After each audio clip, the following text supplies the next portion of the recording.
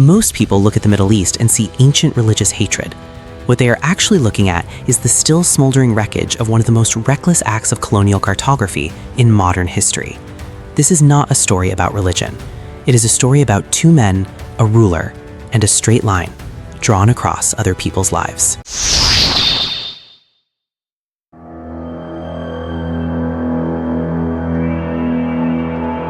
Every time a crisis erupts in the Middle East, the same explanation appears. They've been fighting each other for thousands of years. It's an ancient religious war. This is just how it is over there. This explanation is factually wrong, and it does serious damage, because it implies the people of the region are somehow uniquely prone to violence, which is not history, that is prejudice. The truth is measurable. Go back just 100 years, a single human lifetime, and the Middle East was not this fractured. It was an integrated, diverse, functioning civilization under a single administrative structure for over 400 years. What changed was not the people. What changed was the map.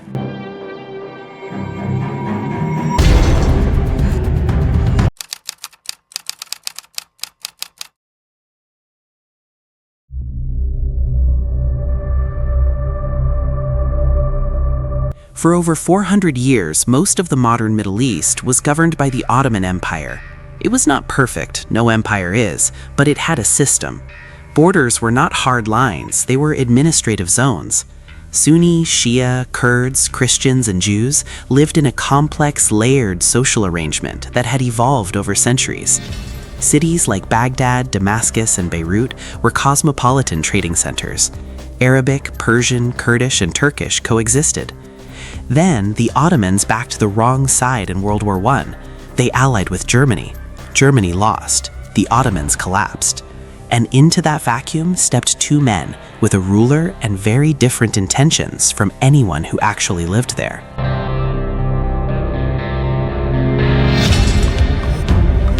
In May 1916, British diplomat Mark Sykes and French diplomat François-Georges Picot signed a secret agreement dividing the Middle East between their two empires.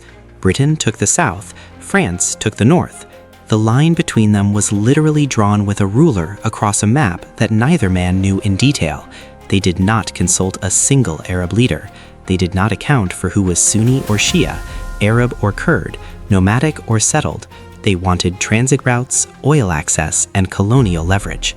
The Sykes-Picot Agreement did not just redraw borders, it forced entirely different peoples with different languages, religions, and histories inside the same artificially created nations, and then handed power to whoever was most useful to the colonial administration. The pressure cookers were sealed shut. All that was missing was time for them to explode.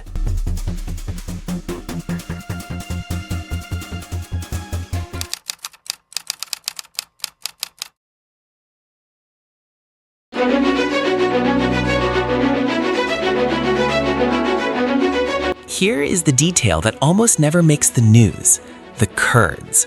Approximately 40 million people, one of the oldest continuous civilizations in the Middle East, with a distinct language, culture, and historical homeland called Kurdistan. The Sykes-Picot Agreement did not give them a state. Their homeland was sliced into 4 pieces, divided between Turkey, Syria, Iraq, and Iran. Overnight, 40 million people became permanent minorities in countries that never wanted them. They have been persecuted in all 4 countries ever since. Gassed by Saddam Hussein in 1988, massacred by Turkey throughout the 1990s, displaced by the Syrian civil war. The Kurds are today the largest ethnic group in the world without their own internationally recognized state. That fact and everything that flows from it was produced in a single afternoon in 1916 by 2 men who never set foot in their homeland.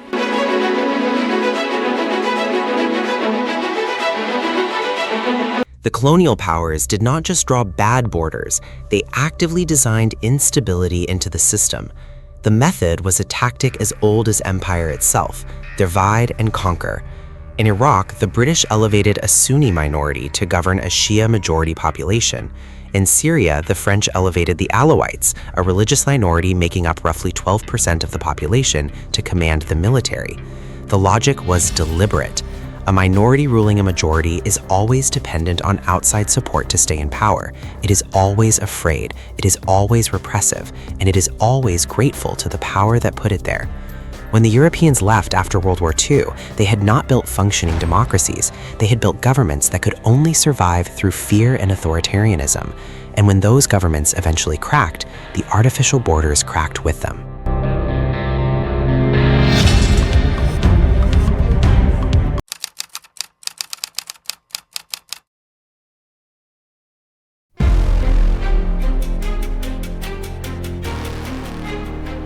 Colonial history is the foundation, but the day-to-day conflict in the Middle East today is powered by something else entirely: a massive, undeclared Cold War between two regional giants, Saudi Arabia and Iran. Saudi Arabia, Sunni Muslim, Arab, monarchy, aligned with the United States and the West. Iran, Shia Muslim, Persian, Islamic Republic, fiercely anti-Western since its 1979 revolution. Both are regional superpowers. Both want to dominate the Middle East, and both understand that fighting each other directly is too dangerous and too expensive. So they do what the US and Soviet Union did in the 20th century. They fight proxy wars. They pour money, weapons, and sectarian rhetoric into every local conflict they can find, turning neighborhood disputes into regional infernos. And here is the detail that almost never gets discussed. Both governments need this conflict to continue. External enemies are the single most effective tool for suppressing internal dissent. The war is not just geopolitics, it is regime survival strategy.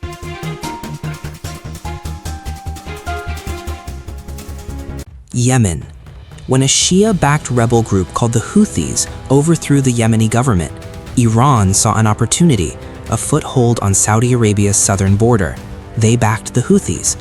Saudi Arabia, terrified of an Iranian proxy state on their doorstep, launched a bombing campaign. The result? The worst humanitarian crisis on Earth. Over 21 million people, 70% of Yemen's population, in need of humanitarian assistance. The exact same dynamic destroyed Syria. Iran poured billions of dollars in troops to prop up Bashar al-Assad. Saudi Arabia and its allies funneled weapons to rebel groups. By the end of the Syrian civil war, over 500,000 people were dead. More than 13 million were displaced. Neither Saudi Arabia nor Iran fought on the front lines. Their citizens were safe. The Yemenis and Syrians were not. That is what a proxy war looks like when you zoom out past the headlines.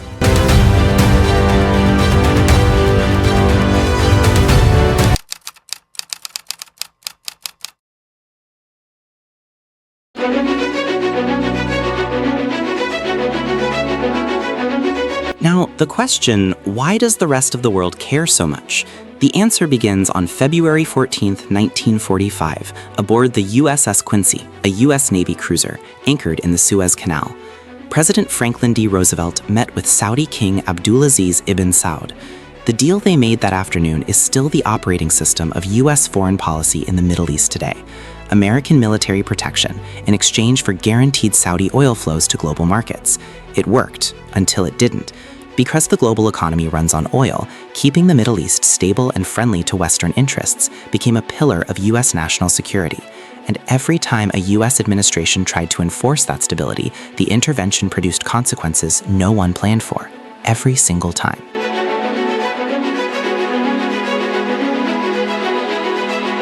In 1953, the CIA orchestrated the overthrow of Iran's democratically elected prime minister, Mohammad Mossadegh. His crime? He wanted to nationalize Iranian oil. The CIA's codenamed Operation T-Pay Ajax installed a pliant Shah who protected Western oil interests. 26 years later, the Iranian people overthrew that Shah. The 1979 Islamic Revolution turned Iran into America's most committed enemy in the region. That direct line, from a CIA decision in 1953 to the birth of the Islamic Republic in 1979, is one of the clearest examples of blowback in the entire history of US foreign policy. Then in 2003, the United States invaded Iraq, dismantled its entire state apparatus, and left a power vacuum. That vacuum was filled by ISIS. The pattern is consistent across 7 decades. A superpower intervenes to stabilize the Middle East. The intervention shatters the existing equilibrium. Something worse fills the space left behind. The cure has repeatedly been more dangerous than the disease.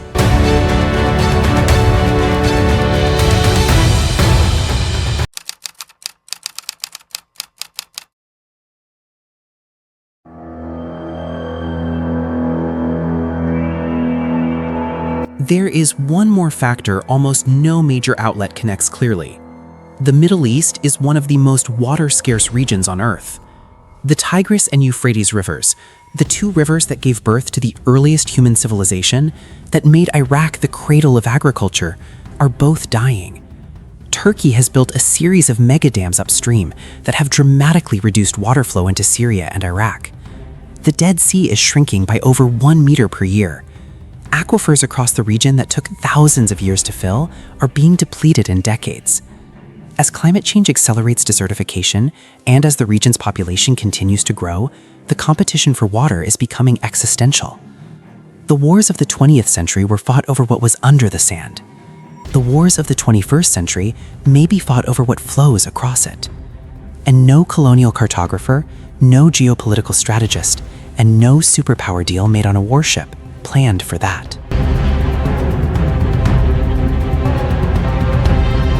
When you step back and look at the whole picture, the chaos in the Middle East stops looking like a random curse.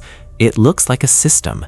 Artificial borders that forced incompatible groups together and guaranteed resentment. Colonial powers that deliberately embedded instability as a mechanism of control. Two regional giants funding endless proxy wars because the wars serve both their domestic agendas. Global superpowers intervening to secure resources and consistently making everything worse. And now, water. The people of the Middle East are not inherently different from anyone else on Earth. They are living inside a system that was structurally designed for instability. And here is the hardest truth. The borders that caused this instability cannot be redrawn without causing more war. The resources that made the region a target cannot be unclaimed. The history that every generation carries cannot be erased. So the question is not simple, and anyone who offers you a simple answer to it is selling you something. The next time you see a headline about the Middle East, remember 3 things. The borders were drawn by outsiders who had no stake in what those borders would do to the people inside them. The wars being fought today are being funded by governments whose own survival depends on keeping them going. And every time a great power has stepped in to fix the problem, it has left behind a problem it could not have imagined. The Middle East is not a region of ancient hatreds. It is a region living with modern consequences. Consequences of decisions made in rooms where no one from the region was invited.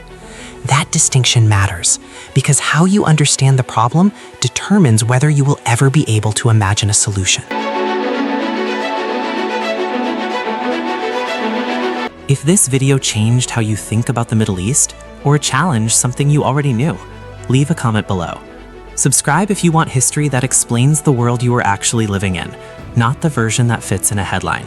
Because the most important news today almost always started in a room where the cameras were not allowed. See you in the next one.